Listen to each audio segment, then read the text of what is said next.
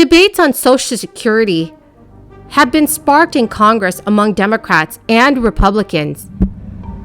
Many lawmakers and economists are now urging that the monthly Social Security benefits be increased to help Americans during this crisis. Here is your daily news report and fourth stimulus check update. Remember, good friends, I'm here every day to support all seniors, Social Security, SSI, SSDI, RRB, and VA beneficiaries. I'm 100% committed to being your daily advocate for more stimulus aid and financial assistance.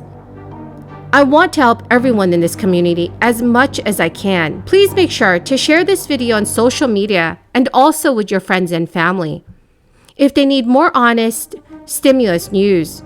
Also, stay tuned until the end of this video to learn how to enter next Friday's Walmart gift card giveaway. Social Security beneficiaries are receiving the highest cost of living adjustment in decades. That's thanks to rising inflation. That 5.9% increase went into effect in January. Prices have continued to climb higher since that change was announced in October. According to new data that was just released this week, the Consumer Price Index, a government measure for price changes for certain goods, climbed 7% in December from the previous year. That is the fastest increase since 1982. Excluding food and energy prices, the index was up 5.5% from the previous year.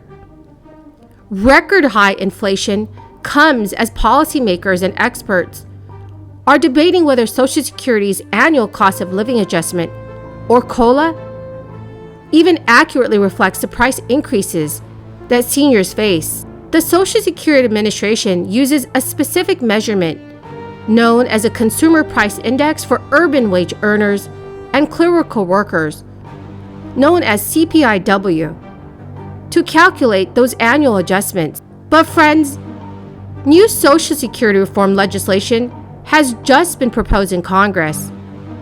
This new bill seeks to change that measurement to an experimental index for people ages 62 and over. It will be known as a Consumer Price Index for the elderly, or CPIE. President Biden advocated for this change along with other Social Security reforms during his campaign.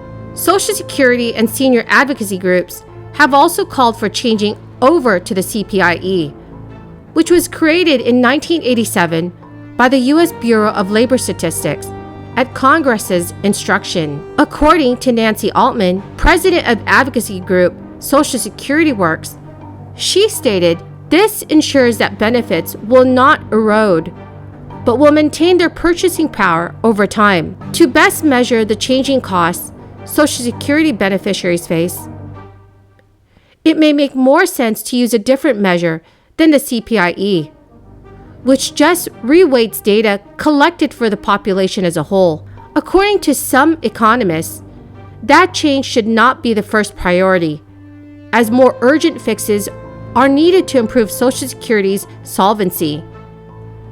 So if nothing is done by the year 2034, just 78% of benefits will be payable. But beneficiaries who are very worried about rising prices now can take comfort in the fact that they will be factored into next year's COLA.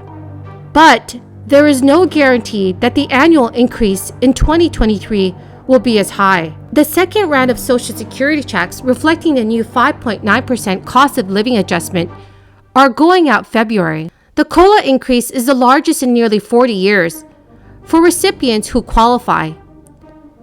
It comes at a time when inflation is at 7% and expected to only continue to rise. So for those whose birthday falls anywhere from the 1st to the 10th of the month, you will receive your payment on Wednesday, February 9th. For those whose birthday falls between the 11th and the 20th of the month, your payment will arrive Wednesday, February 16th. And if your birthday is anywhere from the 21st to the end of the month, then your payment will get to you by Wednesday, February 23rd. Friends, the keyword for this video is pasta. If you would like to enter next Friday's Walmart gift card giveaway, please click and like my videos. Comment below this keyword and also other keywords from any video of mine that you watch. And please do make sure that you are subscribed to my channel. Thank you so much, friends. There is still a petition calling on the federal government to provide Americans with $2,000 per month stimulus checks for the duration of this crisis. The Change.org petition was launched in 2020 by Stephanie Bonin of Denver, Colorado.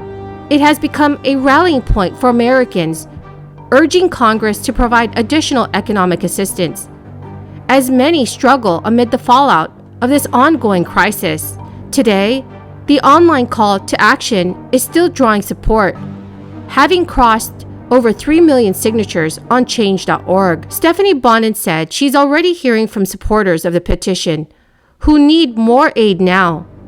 That includes people who may have quit their jobs if their children return to virtual learning, grandparents living on fixed incomes who provide for their grandchildren, and people who need the boost to be able to rent apartments. House Speaker Nancy Pelosi said in an interview on the CBS News program, Face the Nation, that more help for Americans could be added to an upcoming federal funding bill. Computer chips that power virtually everything in everyday life, and they were originated here in the United States of America. We used to own not only the patent, but the technology and the production. Your phone, your car, your refrigerator, your washing machine, hospital equipment, the internet, the electric grid, and so much more depend on these chips.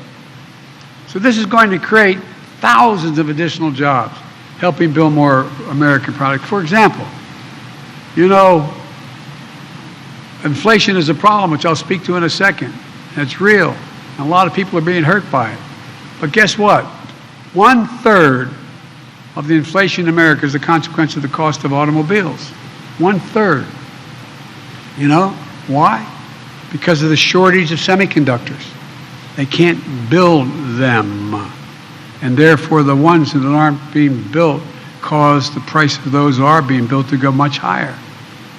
This announcement helps fix that problem. 3 days ago, I called a meeting in the White House of CEOs from General Motors, Ford, Microsoft, Hewlett-Packard, and others.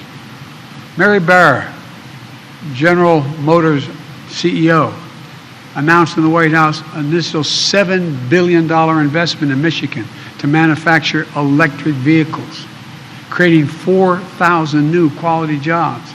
Well, good friends, that is the end of this daily stimulus update video. Thank you so very, very much for everyone who has joined me here today. I greatly appreciate all of you. Please share this video on social media and also with your friends and family. If they need more reliable and accurate stimulus news information, thank you so very much and have a wonderful and blessed Sunday.